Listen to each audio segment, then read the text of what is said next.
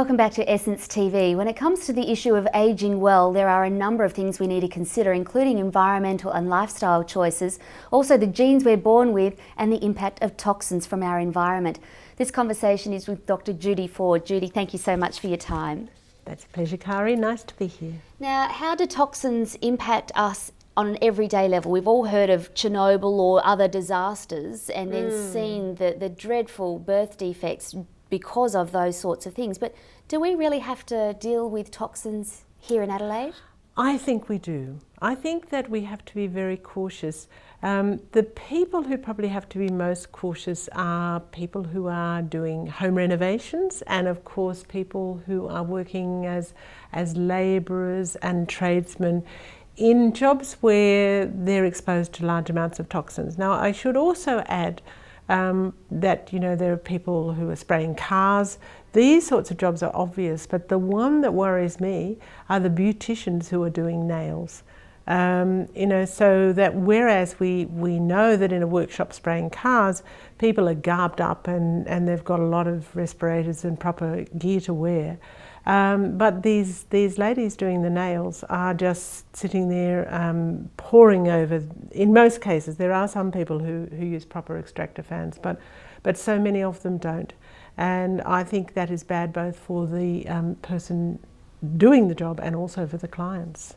Now, I don't get my nails done, so that's not an issue for me, and I don't spray cars. So generally speaking, I think that I am in environments that are not very high toxicity, but there's I've heard conversations around toxins with food. Yeah, okay. But before we get on to toxins in food, there's a lot of furnishings and furniture that have things, and the really, the ubiquitous toxin are the air fresheners, so called. Now, there is a Glen 20 is just 70% alcohol. That's fine to use something like that.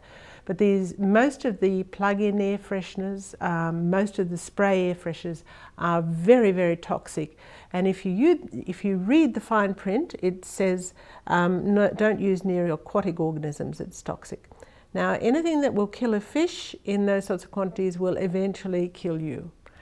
So that's something, and the EPA website in America used to at least have a very big warning about that. So that's one of the everyday toxins. Now, you were asking me about food when I rudely interrupted you. Yeah, there are sprays, as we know, used in a lot of agriculture.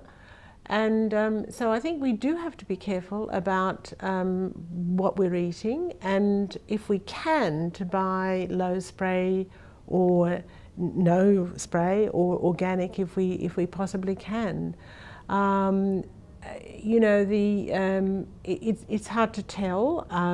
Most of the measurements that are done in Australia and New Zealand suggest that our food is fairly safe, but we know that there are all sorts of fungicides and things put on the outside of fruit, such as sort of citrus fruit. I think you have to be quite careful with citrus, for instance, to peel it properly and things like that. So we tend to think that because it's on the shelf in the shop, it must be okay. Yeah. Do we need to take more responsibility for what we put in our mouth? We do have to be very careful what we put in our mouth, but I'm really concerned not so much about fresh fruit and vegetables, where there's an element of sort of toxicity there in the growing and cartage of some of those vegetables. But what I'm much more worried about are processed foods and all of the additives that go into that. There's books been written about this, and you can look up the colourings, the preservatives, and just many of the things that are put in there. And really, I don't think that they are particularly beneficial for health. And in fact, a lot of them are showing up in problems with children with behaviour and cognitive processing and all sorts. Yes, so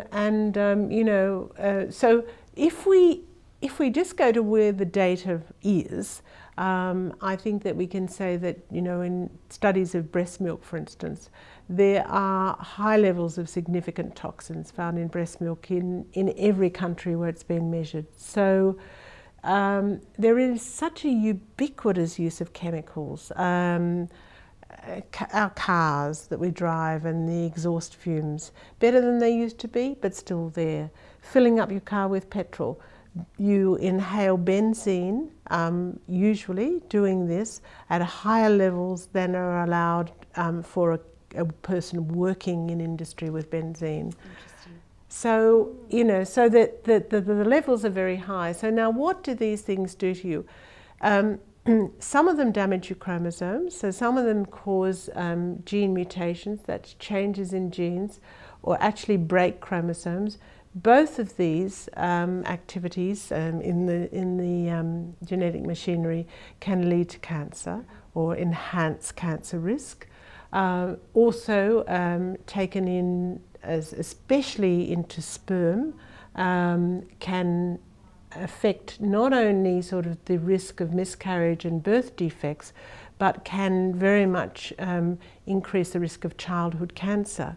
So you really have to worry about what your father, is doing if you're intending on being conceived, as it were. Yes. Yeah. We've just got a couple more minutes now. I'm really interested to know about the work that you're doing. You've got new research, an update on the latest book and that sort of stuff. So we're going to see if we can persuade you to come back another time. But recently we saw the opportunity for people, the average Joe in the street, well, maybe with a little bit more money than that, to get their own genetic mapping done. Do you think that's a good thing? Do I want to know what I'm in for? No, I think that, look, maybe in 5 years' time, there may be a place for that. But right at the moment, we're really in our infancy. We've got the human genome mapped, as it were. But look, that's like a huge book of codes. And we don't know what most of these genes do. And it's so complex, and the interaction between genes is so complex. Look, there is a role if you've got a child or somebody in the family who's been born with a distinctive disease or abnormality, then yes, in those cases you go to a genetic counsellor, and the family is tested and there's appropriate advice given. But apart from that, I think the other approach is ridiculous and in fact dangerous and ill-advised, because even if we took a single cancer, just one single type of cancer, there is no cancer, I don't think, that there's just one gene that causes it. So yeah, and we don't know what proportion of people carrying genes actually do get cancers. So yeah, too early, much too early. Judy, I could talk to you all night, but we must wrap up. Thank you so much for coming into Essence TV. Really appreciate your time. My pleasure, thank you. That concludes our conversation on healthy ageing. My thanks to my guest, Dr. Judy Ford, internationally respected geneticist and lifestyle doctor. Thank you too for your company. I do hope you've enjoyed this edition of Essence TV. Look forward to your company next time.